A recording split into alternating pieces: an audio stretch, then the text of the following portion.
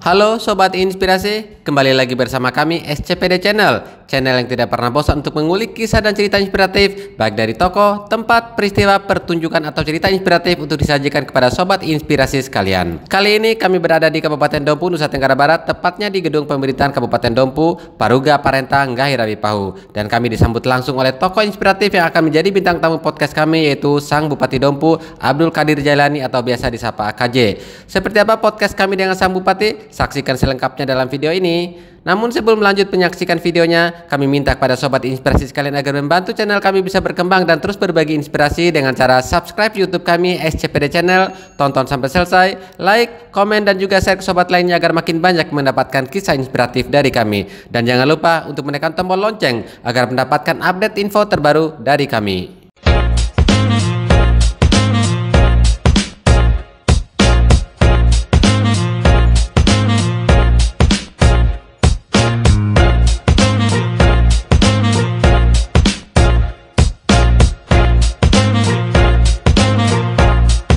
Kali ini kami sudah berada di kantor Bupati Dompu, tepatnya di ruang kerja beliau, dan saat ini dalam ruangan yang sangat cozy dan kami diberikan kesempatan untuk berdiskusi langsung dengan beliau.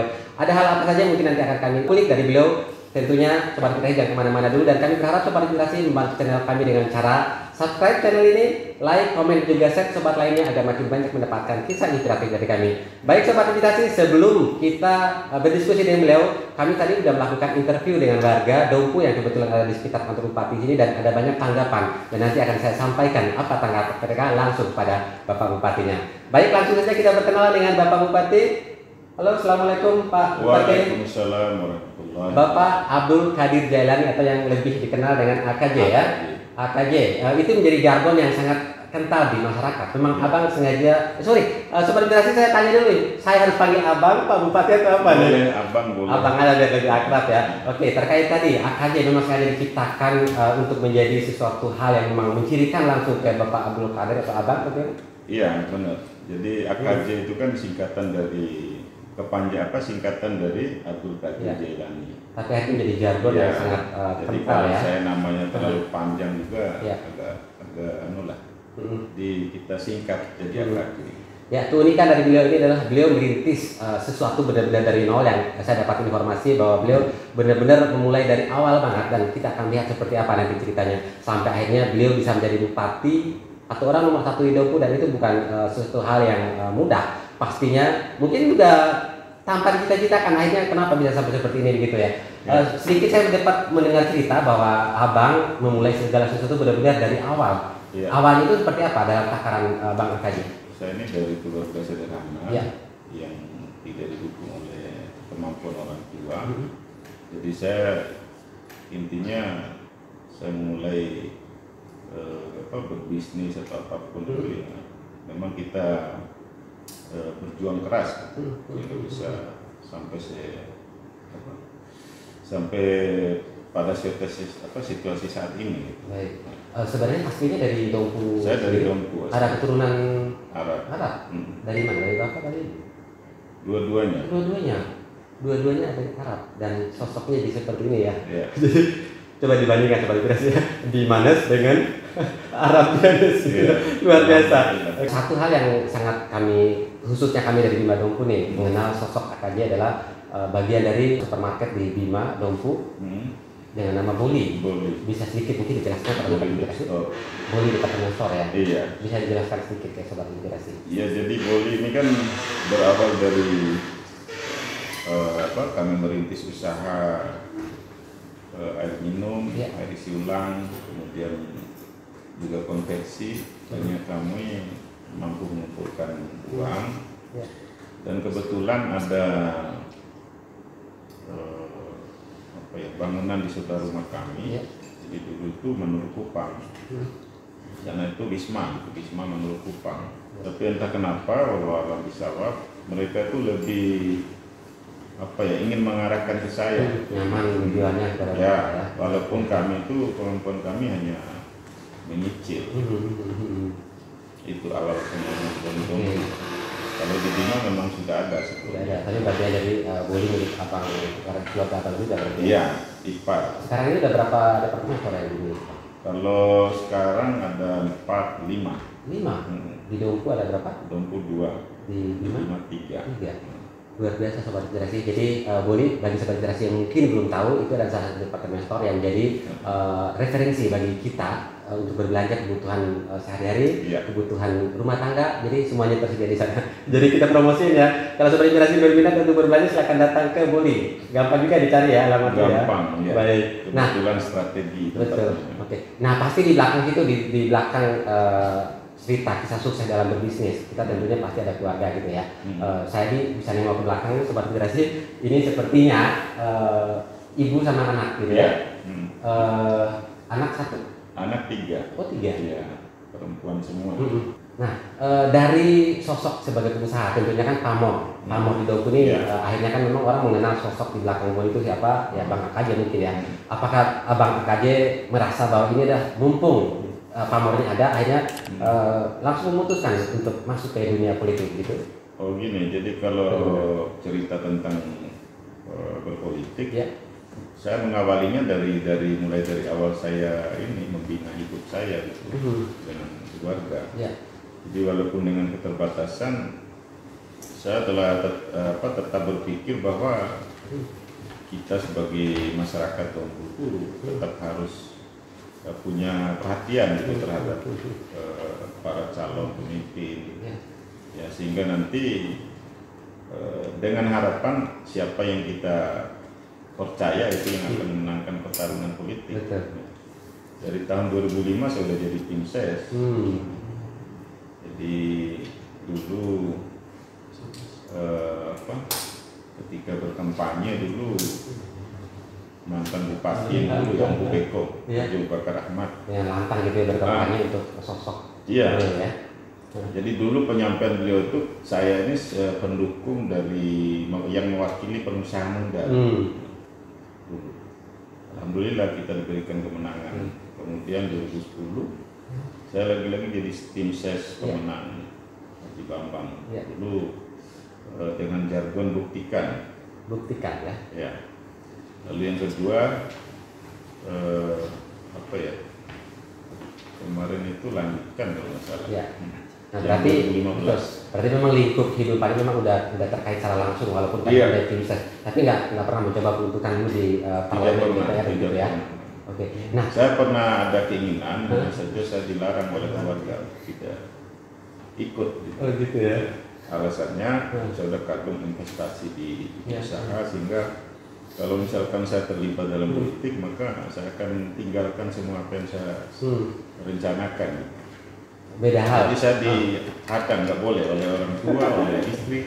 Padahal secara keseharian memang udah ada di situ, keinginan itu akhirnya pasti dong tergoda untuk masuk ke situ ya. Saya maunya belajar, saya tampil itu harus dari wakil rakyat dulu, baru ke pilkada. Tapi ini suatu yang sangat luar biasa pencapaiannya, tidak mencoba di parlemen dulu, tapi langsung coba ikut di pilkada dan akhirnya memang menjadi ya sukses lah dalam arti sebagai orang nomor 1 di Kabupaten Dompu gitu ya. Nah dalam atau selama masa kampanye kemarin saya juga kan kami dari Jakarta nih Bang, kami memang banyak melihat di media sosial. Jadi jargon yang paling rame dan paling menjadi ini yang kami lihat itu adalah maksur dengan jarak pasakannya. Sobat Inspirasi mungkin boleh kita tanya kepada beliau, walaupun mungkin ada sebagian yang udah pernah tahu pada saat beliau kampanye, tapi nggak apa-apa. Ini mumpung beliau baru 6 bulan menjalani, kurang lebih 6 bulan menjalani masa pemerintahannya, dan nggak apa-apa. Kita sedikit menyegarkan kembali, sekaligus mungkin Sobat Inspirasi juga bisa, oh dari jargon-jargon ini apa yang sudah terlaksana dan apa yang belum gitu ya.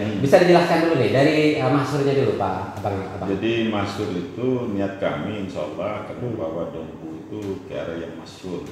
Jadi mandiri, sejahtera, unggul dan religius. Nah untuk menuju ke sana tentu kami harus punya program. Nah program kita Jara Pasaka. Jara Pasaka sebagai programnya ya. Jagung, porang, padi, sapi dan ikan. Jagung, porang, sapi dan ikan ya. Nah itu juga menarik yang saya kulik nih Sobat Inspirasi ya. Oke. Nah saya langsung terkait sama ini dulu, sama jagungnya dulu nih. Jagung. Pada masa pemerintahan sebelumnya Pak Bambang, beliau benar-benar menggenjot hasil pertanian itu dari jagung ya, sehingga menjadi komoditas utama yang ada di Dompu. Tapi ada sisi lain, secara ekonomi kita akui meningkat. Pendapatan masyarakat juga pasti begitu ya. Tapi memang yang kami sorot di sini karena kami juga bergiat juga di bidang penghijauan dan lain sebagainya. Jadi ini akhirnya memang ada sisi atau dampak. Nah pada saat itu memang maaf Pak Bupati, saya sedikit ngulik lagi ya Pak mantan Bapak Bupati Pak Bambang. Jadi saat itu kami menghadapi beliau untuk melaporkan kegiatan kami mengenai penghijauan. Beliau memang menyampaikan bahwa banjir tidak akibat dari jagung gitu ya. Tapi mungkin dari segi atau pandangan Abang nih, bagaimana sebenarnya Abang melihat jagung ini bisa memberikan kemanfaatan buat masyarakat secara utuh, baik dari ekonomi maupun terhindar dari hal-hal seperti bencana begitu ya. Bagaimana? Saya ingin mendengarkan pandangan Abang dulu deh. Oke, baik. Jadi masalah komoditi jagung ini memang sudah ada sebelum saya menjadi bupati. Bahkan itu sebenarnya program bupati-bupati sebelumnya jagung pernah ditanam di Dompu. Hanya saja memang luar biasa Pak Haji Bambang. Dia jadi dulu itu cerita kenapa saya tertarik mendukung Haji Bambang. Jadi kami bertemu di ibu kota provinsi di Mataram. Beliau pernah menyampaikan bahwa saya coba menggali gitu apa sih tujuan HBY ini untuk menjadi bupati itu untuk apa? Nah, saya mendapatkan jawaban waktu itu. Saya merasa kasihan, itu pernyataan beliau pada masyarakat Dompu karena banyak lahan-lahan tidur yang nggak dimanfaatkan itu dulu. Nah, akhirnya begitu saya mendengarkan pernyataan seperti itu, saya langsung tertarik, jatuh hati. Oh ini. Jadi calon pemimpin yang saya inginkan itu ya seperti ini. Ya, ada terobosan gitu ya. Ada terobosan. Dan yang dia sebutkan itu sama juga dengan niat saya. Jadi kan kalau berpolitik itu kita harus tahu dulu apa sesungguhnya yang kita perjuangkan, tidak sembarang gitu kan.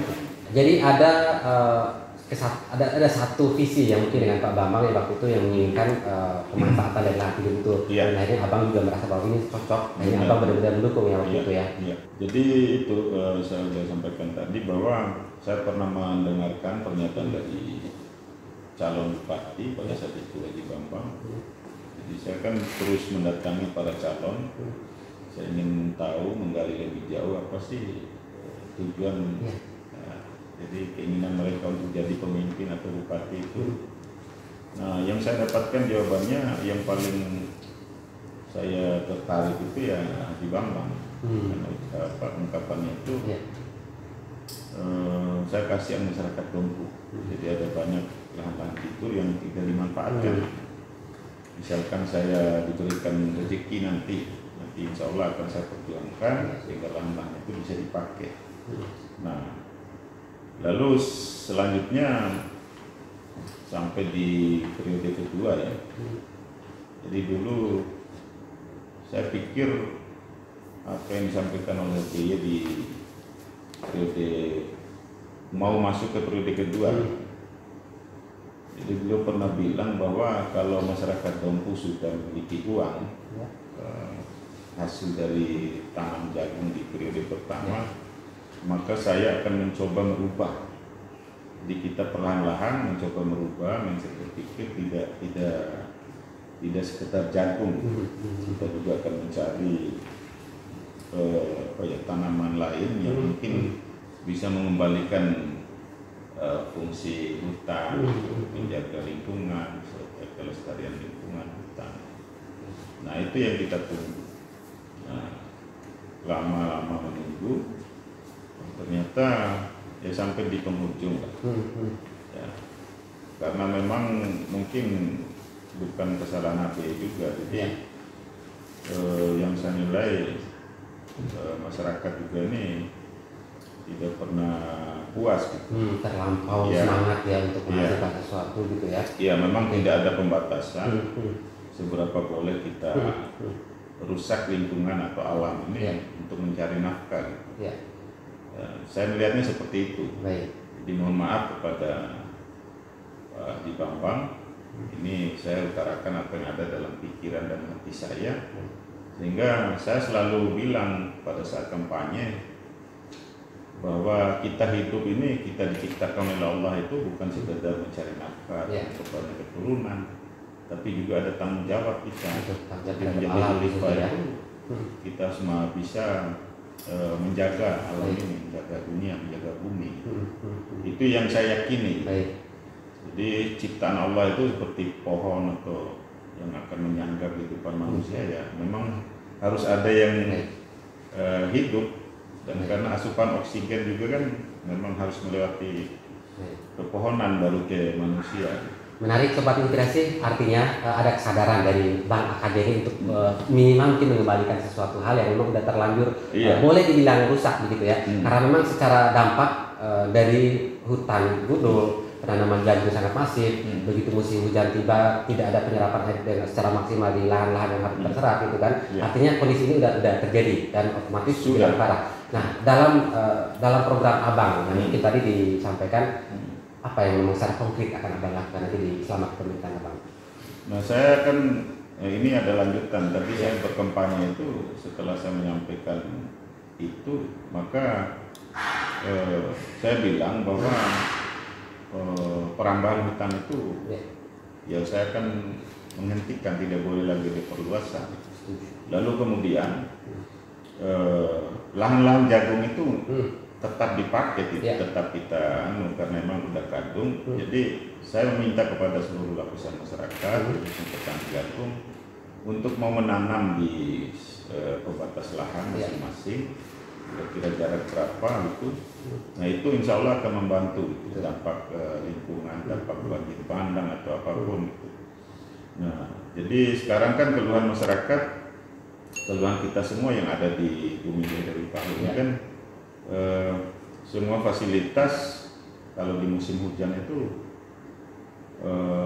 apa ya, nggak berfungsi, sedimentasi meninggi. Jadi sungai-sungai itu udah pada dipenuhi lumpur, sedimentasi. Kemudian area pertanian juga kadang-kala kalau banjir bandang kan batu tanah apa semua ya masuk ke sawah. Kemudian jalan-jalan, infrastruktur jalan di mana-mana juga sedimentasinya masuk ke lahan ke jalan-jalan negara gitu. Terus kemudian saluran drainase atau embung apapun gitu. Nah, contoh soal sekarang ini yang menjadi PR besar kita semua di Dompu yaitu menjaga dam raksasa di daerah kita ini ada dua, Tanju dan Nila.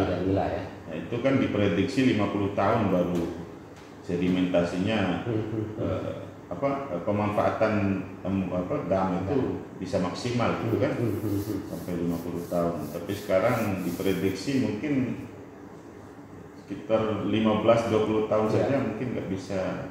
Betul, karena memang tingkat ininya sekarang saja udah betul ya. Dan boleh dibilang dangkal udah dipenuhi sama tanah gitu ya. Kalau kerusakan memang pasti butuh waktu yang sangat lama untuk memperbaiki gitu ya. Tapi minimal udah ada niat dari Abang untuk memulai itu, dan kami sih berharap tentunya Sobat Inspirasi juga berharap bahwa pengembalian manfaat hutan, manfaat gunung itu dikembalikan lagi pada semestinya, sehingga mungkin nanti Abang dengan program kerja, mungkin dengan kebijakan atau dengan kewenangannya, walaupun memang harus berkoordinasi dengan provinsi misalkan, ya ada sesuatu hal yang konkret dilakukan untuk mengembalikan fungsi itu begitu ya. Berharap nanti sudah ya. Jadi ada banyak. Di termasuk pusat, provinsi, kadang kami yang berkunjung ke sana, kadang-kala pihak pusat maupun provinsi ke daerah. Jadi sama-sama merasa risih. Jadi pemerintah pusat itu kan sudah menggelontorkan dana besar untuk pembangunan embung atau dam Nila dan dam Tanju.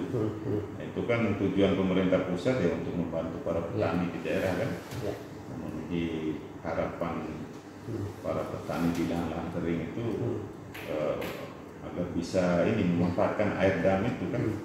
Tapi di sisi lain tidak ada pembatasan, jadi perladangan liar, perambahan hutan di mana-mana sampai hari ini sedang terjadi hari ini. Tetap dengan masifnya masyarakat ya. Jadi saya ada cara-cara saya ini, saya pikir saya harus menggunakan pendekatan agama gitu. Maka pada setiap hari Jumat saya sholat berkeliling gitu. Jadi setiap hari Jumat itu saya pindah-pindah masjid. Nah setelah sholat berjamaah Jumat, saya minta waktu 15-20 menit untuk menyampaikan himbauan kepada masyarakat, bahwa itu tadi seperti apa yang saya sampaikan di saat-saat kampanye dulu. Jadi himbauan saya ini tidak muncul hari ini.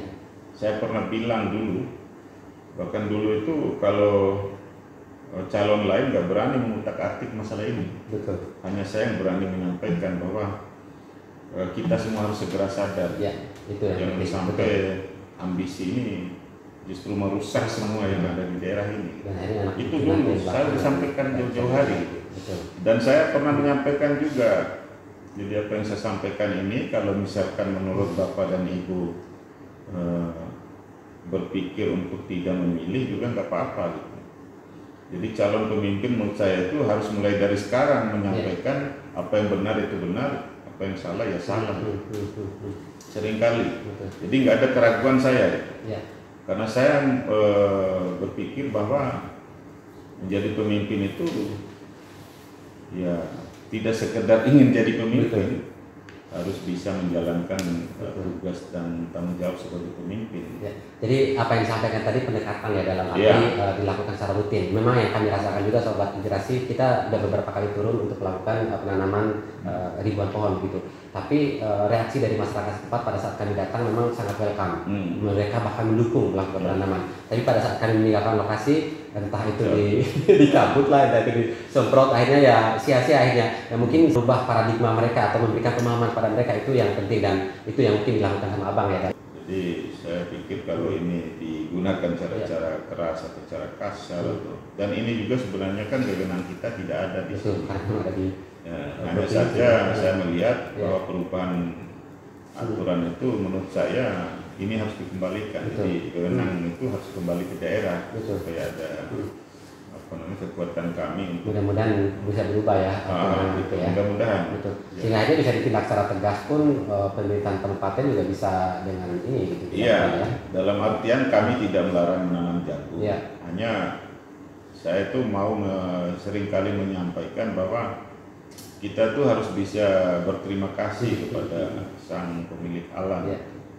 Jadi kita gunakan lahan itu untuk menanam jagung, lalu kita hasilkan uang untuk memenuhi kebutuhan keluarga. Nah, jangan hanya memakai lahan ini untuk menanam saja gitu. Kira-kira apa ucapan terima kasih kita kepada pencipta? Jadi harus kita bisa membalas. Nah, itu contoh tadi menanam di sekeliling lahan. Insya Allah kalau kan yang saya tahu bahwa para pemilik ladang jagung atau lahan jagung ini, dia tidak mau menyanyiakan lahan sedikit pun. Betul. Nah, karena kalau ada pohon tinggi itu yang membawahi jagung, maka jagung itu nggak akan tumbuh subur, katanya. Betul. Ciri ya kalau bahasa kita ya. Ya, tapi saya bilang yakini bahwa ketika kita berniat menanam pohon ini untuk menjaga lingkungan kita, memenuhi kebutuhan oksigen untuk manusia, bukan hanya kita yang mau hidup, bukan hanya yang bertani jagung saja, bukan hanya manusia juga, ya kan? Iya, juga hewan tumbuhan lain. Intinya saya selalu menyampaikan itu. Baik.